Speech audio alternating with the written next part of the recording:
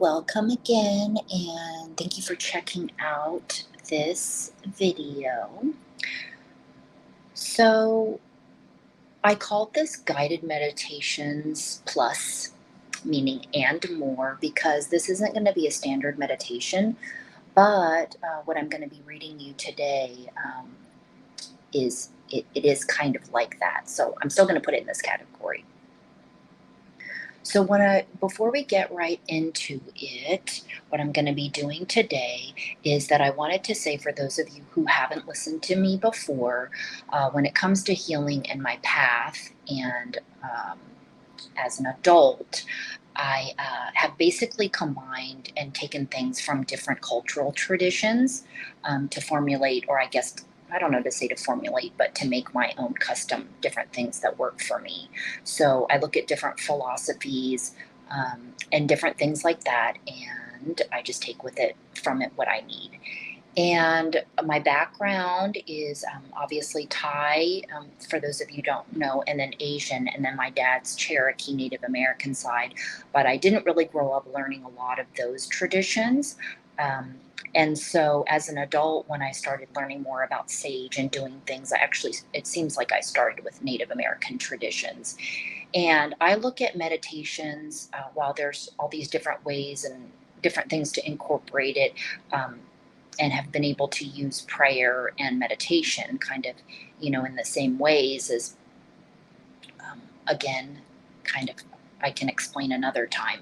But, and I didn't really want to call these prayers. So, taking from those different traditions, when I started studying a lot about actually our soul's journey, soulmates, soul companions, and all that sort of stuff, I stumbled across Sufism.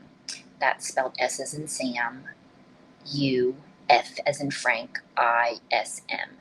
And I didn't go very deeply into it. Apparently, if it's a Muslim or Islam tradition, and Allah is considered, I don't know that they consider him a prophet, a god, or a spiritual teacher.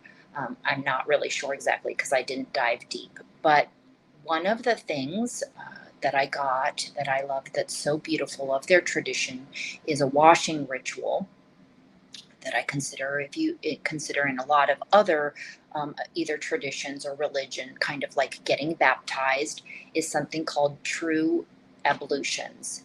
And I took this from a book called The Illuminated Prayer.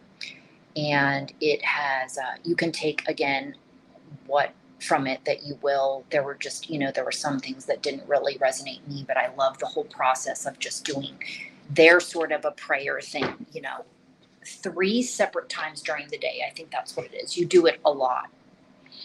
And so there may be other traditions that are similar to this. I don't know, again, as ablution, I guess, just means the washing of. But I really loved this. And because I am a writer, I just loved all of this. It's something that I would write.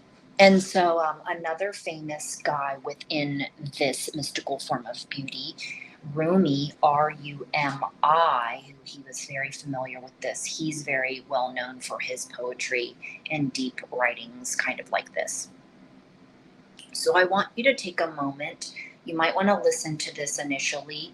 And, I forgot to mention that, again, in addressing God, if it's not something that resonates with you, you can replace it with something else. And at this point in life, after everything that I've learned and experienced, I don't get so irritated by that word because I have negative associations around it. I look at it more as the divine creator oneness. I believe in this inside of myself, but I also believe in it outside there. So it's not just one physical being, I guess, that I look at it, now as even when I say creator. So whatever works for you. Okay? So if you want to read through it, listen to these first and then go back and do this. And I would really like you to focus your intent. This is where the meditative part comes into it.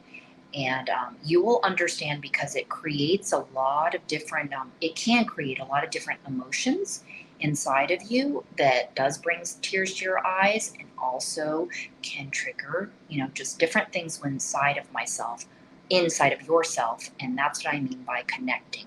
Okay, some people, they go to church, or even when they pray, they know what that feels like. But there are a lot of people still learning about all of this, and not really understanding that there are ways to connect with yourself if it's not through organized religion or, Jesus, God, that sort of thing. It doesn't resonate with everybody, okay? But this is just a way to connect with yourself. And you will also see, though, how it connects with the world and its connections. And I would like to help introduce this to all of you who maybe you don't believe in anything, you don't know, whatever it is, agnostic, atheist. People sometimes turn to spirituality or religion in hard or low times. And I want to share with you that you can connect and create things in your life, and once you go exploring. Okay, so I'm going to go ahead and get into it. I have this actually posted in my bathroom. I love looking at it. If that helps you to post things that you can see regularly aside from your phone, I highly recommend it.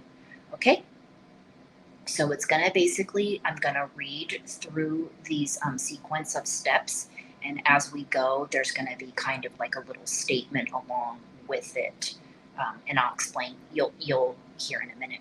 Okay, so true ablutions. When you are performing your ablutions, it is not merely washing your hands and feet. That is not the real point. Washing eyes, ears. The purpose of washing each of these parts of your body is that it gives you time, bit by bit, part by part, to move your awareness away from the world and towards God. The ablutions fall into an easy, natural sequence. Each action is done 3 times with an appropriate blessing. Okay, so this is what you're going to do. Each step 3 times. Wash the hands to the wrists and say to yourself, or out loud, may these hands be instruments of peace. Then cup a handful of water to the lips with the right hand, rinsing the mouth 3 times. May this mouth speak only the pleasing words, the healing words, the truthful words. Then lightly snuff water into the nose 3 times, which has a remarkably brightening effect on the senses. May I long for the sweet fragrance of sanctity. Then wash the whole face and eyes. May this face shine with the light of compassion. May these eyes seek the work of the Creator everywhere they look.